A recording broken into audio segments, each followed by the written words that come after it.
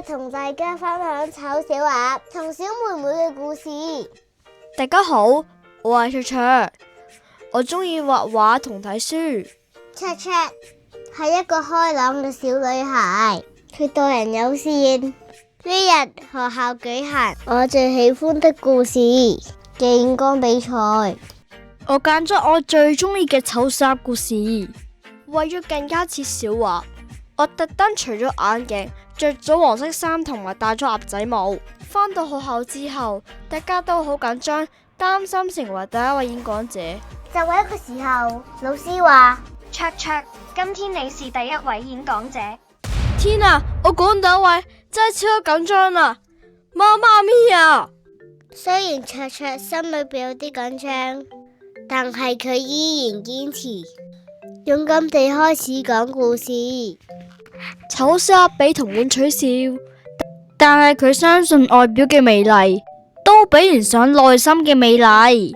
只有堅持理想，勇敢面對，最終總會得到美好同接納。卓卓嘅呢一把甜美聲音回蕩於整個課室啊！好快，卓卓就講完故事。老師話：卓卓，你講得真係好好啊！就喺呢個時候，台下面有幾個同學仔，哎呀，佢呢個醜小鴨嘅造型好肉酸啊！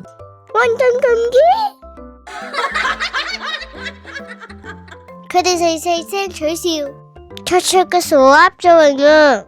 佢哋令到卓卓有啲難過啊！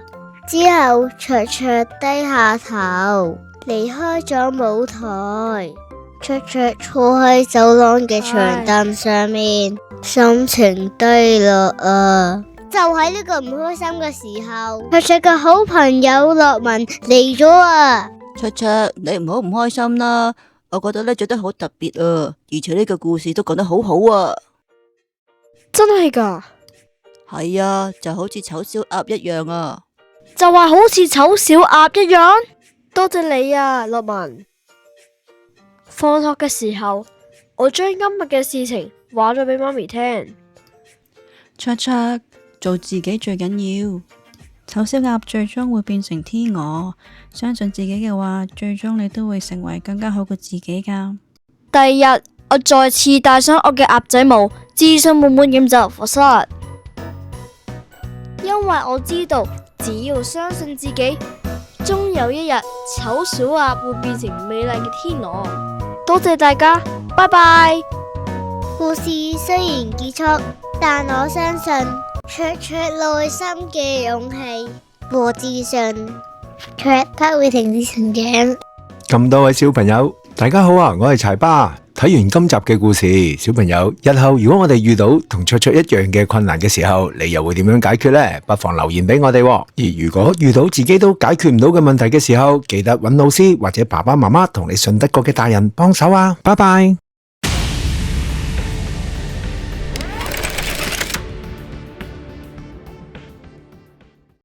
海路，你嘅愛引導我前行，你嘅犧牲賜俾我勇氣，你嘅權杖承載着你嘅智慧，引領我嚟到呢度嘅使命。你說魔法不是力量，而是責任；權杖不是武器，而是希望。為咗你和星光花村同大家，我不再畏懼，因為你嘅智慧同權杖與我同在。紅衣，我唔怕你。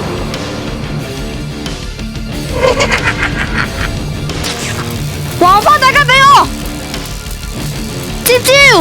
魔幻精神！